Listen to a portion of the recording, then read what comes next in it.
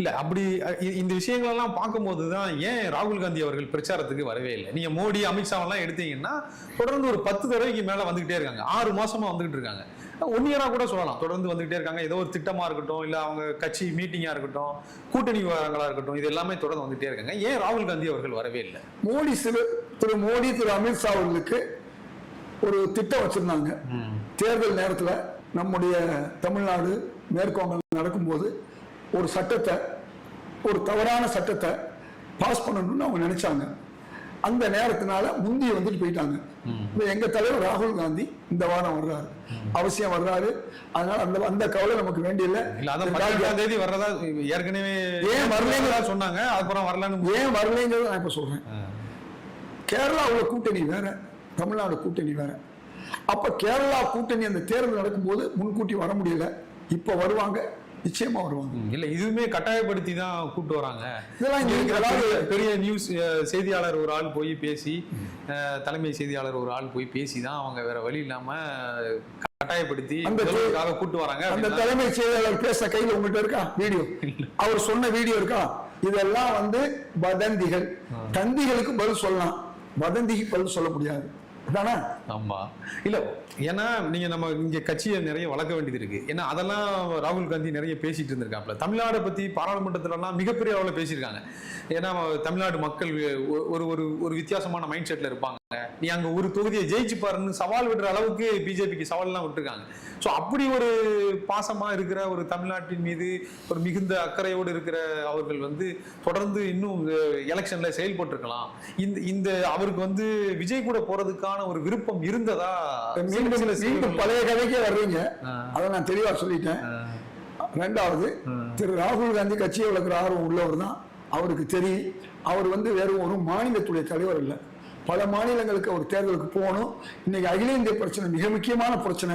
இன்னைக்கு பாராளுமன்றத்தை கூட்டக்கூடாத ஒரு நேரத்தில் மோடி அரசு கூட்டி, எப்படி ஏற்கனவே விவசாய சட்டத்தை, தவறான சட்டத்தை நான் நல்லது செய்யறோம்னு சொல்லி உங்களுக்கு 2 மடங்கு உங்களுக்கு லாபம் தரக்கூடிய விளைபொருளுக்கு நாங்கள் தரோம்னு சொல்லி ஏமாத்தின மாதிரி அந்த விலைவாசி சட்டம் முடிஞ்சு போச்சு. அதே மாதிரி பல்வேறு சட்டத்திட்டங்கள் கொண்டு வரும்போதெல்லாம் எப்படி கொண்டு வருவாங்கன்னா திருட்டுத்தனமா கொண்டு வருவாங்க. அது ஜிஎஸ்டியா இருந்தாலும், காங்கிரஸ் கொண்டு வந்த ஜிஎஸ்டி நியாயமான ஜிஎஸ்டி. அது 8% 12%க்குள்ள, இவர் 28 வரை கொண்டு போனார். இந்த அநியாய ஜிஎஸ்டி அவர் கொண்டு வந்தார். அதுவும் நள்ளிரவில் கொண்டு வந்தார். அதனால இந்த மாதிரி அவசரமா இந்திய மக்களுக்கு தெரியாம, இந்திய மக்களுடைய பிரதிநிதிகளாக இருக்கக்கூடிய பாராளுமன்ற உறுப்பினர்களுக்கும் அதன் தலைவர்களுக்கே தெரியாம அவசரமா கொண்டு வந்தார். உங்களுக்கு தெரிஞ்ச விஷயம் தான். லட்சக்கணக்கான மக்கள், கோடிக்கணக்கான மக்கள் பாதிக்கப்பட்டது பண மதிப்பு. அதுல என்ன சொன்னாரு, இதனால கருப்பு பணத்தை ஒழிக்க போறேன், கள்ளப்பணத்தை ஒழிக்க போறேன். ஒண்ணு ஒளியிலேன்னு தெரிஞ்சு போச்சு. ஆனா அவர் என்ன செஞ்சாரு, பல மக்களை 400 பேர் கொலைக்கு காரணமா போனாரு. அது மட்டுமல்ல, பல லட்சம் மக்கள் பாதிக்கப்பட்டாங்க.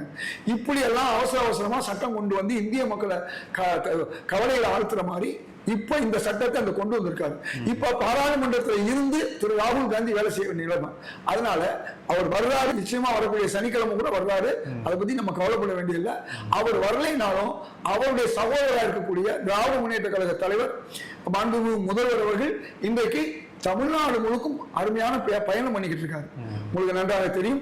அதனால அதை பத்தி நம்ம கவலைப்பட வேண்டியதில்லை. இல்ல, காங்கிரஸ் கட்சிக்குங்கிற தனித்துவத்தை நம்ம தமிழ்நாட்டில் முன்னெடுக்க வேண்டிய அவசியம் இருக்குல்ல. அதுக்கு காங்கிரஸ் கட்சி என்ன பண்ணிச்சு? ஒண்ணும் கிடையாது. எங்களுடைய முதல்வர் இன்னைக்கு முகமா இருக்காரு, காங்கிரஸ் உடைய முகமாவும் இருக்காரு. ஏன்னா கூட்டணி கட்சிக்கு தலைவர். ஒரு தலைவர் என்ன செய்யணுமோ அதை சரியா செஞ்சுக்கிட்டு இருக்காரு. கவலையப்பட வேண்டியதில்லை. ராகுல் காந்திக்கு அவருக்கு இருக்கக்கூடிய சகோதர உணர்வு எல்லாருக்கும் தெரியும். அந்த அடிப்படையில் ராகுல் காந்தி வெற்றி பெறுங்கிற அவசியம் இல்லை. ஏன்னா பல முறை ஏற்கனவே வந்திருக்காரு. ராகுல் காந்தியுடைய கொள்கை, அவருடைய செயல் திட்டம், காங்கிரஸ் கட்சியுடைய அந்த தத்துவம் அது மக்களுக்கு தெரியும். அதோட சேர்ந்து முதல்வருடைய முகம், முதல்வருடைய பேச்சு, இதையெல்லாம் சேர்ந்தா அதை விட பரவாயில்லை. நீங்க நேற்று ஒரு தொலைக்காட்சியில துணை முதல்வர் உதயநிதி அவர்கள் அற்புதமா பேசியிருக்காரு. நான் இந்த நேரத்தில் உங்க மூலமா ஒரு வேண்டுகோள் கொடுக்கிறேன். தமிழக முதல்வர் தன் மகன் என்று பார்க்காம துணை முதல்வருடைய பேச்சை கேட்கணும்.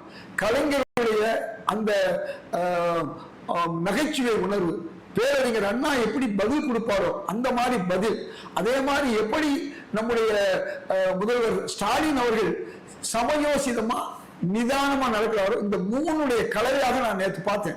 அதை தமிழக முதல்வர் ஸ்டாலின் அவர்கள் அவர் துணை முதல்வருடைய பேட்டியை நேற்று உடைய வேன்ல இருந்து அவர் கொடுத்தாரு. அதை பார்க்கணும்னு இந்த நேரத்தில் என்ன காரணம்னா, எங்களுக்கு பேசுறதுக்கு பஞ்சம் இல்லை. முதல்வர் இருக்காரு, அதே மாதிரி எங்க கட்சியுடைய பேச்சாளர்கள் இருக்காங்க, எல்லாரும் பண்றாங்க. அதனால அந்த கவலையை நீங்க பட வேண்டிய அவசியம் இல்லை. எங்க கட்சிக்கு ராகுல் காந்தி வருவாரு. அவர் வரலையா, அவர் கொள்கை தத்துவம் தெரியும். அவர் சொன்ன ஒரு வார்த்தை பார்லிமெண்ட்ல நீங்களே சொன்னீங்க, you will ever never win the hearts of the people of Tamil Nadu. So அது நடக்கும்.